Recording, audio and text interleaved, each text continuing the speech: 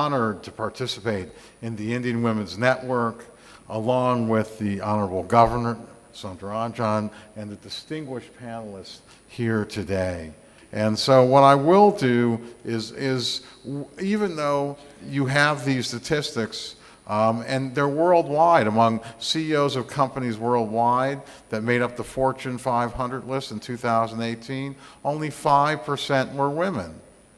But I have to note that given all the numbers cited here, I'm addressing a unique group who, despite the odds, have worked hard and strive to realize your dreams.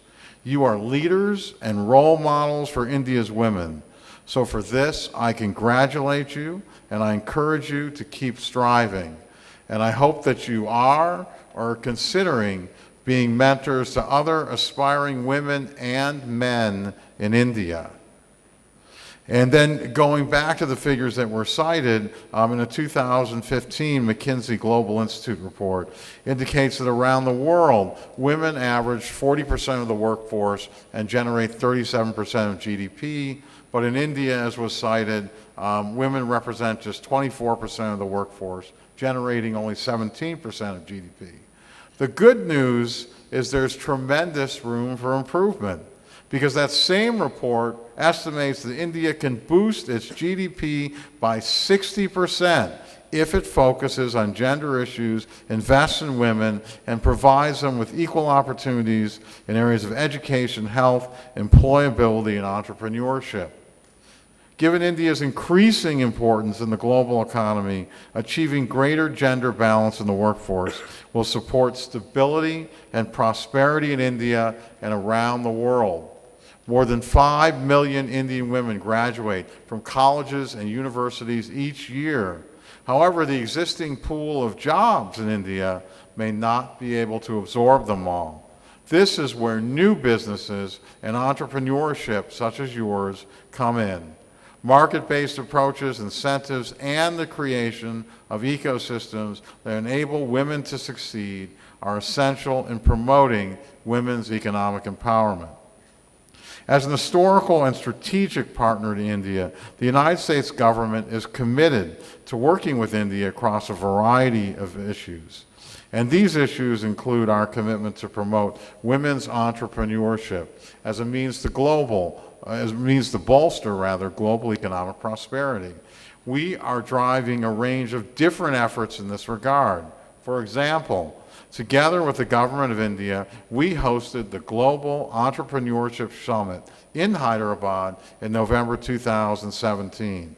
The theme of that summit was Women First, Prosperity for All. And the summit brought together 1,500 entrepreneurs, investors, and supporters of innovation from around the globe.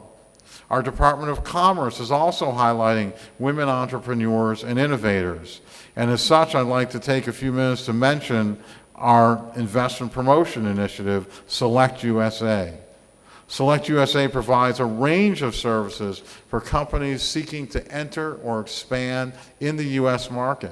We are currently recruiting companies such as yours to join the Indian delegation to the 2020 Select USA Investment Summit next June in Washington, D.C.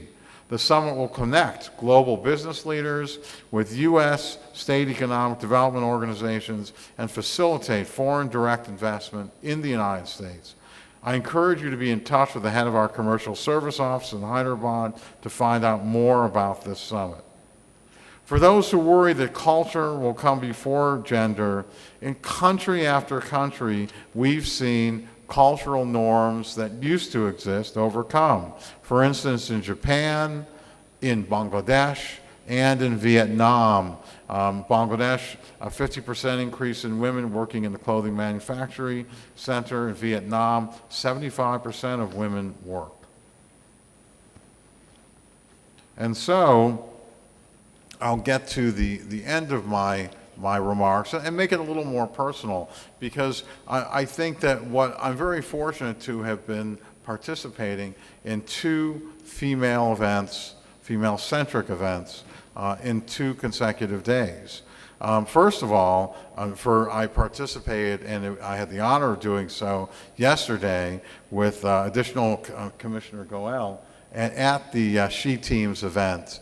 And that is all about safety and safety is the firm ground that we stand on, because if women and children aren't safe, none of us are safe.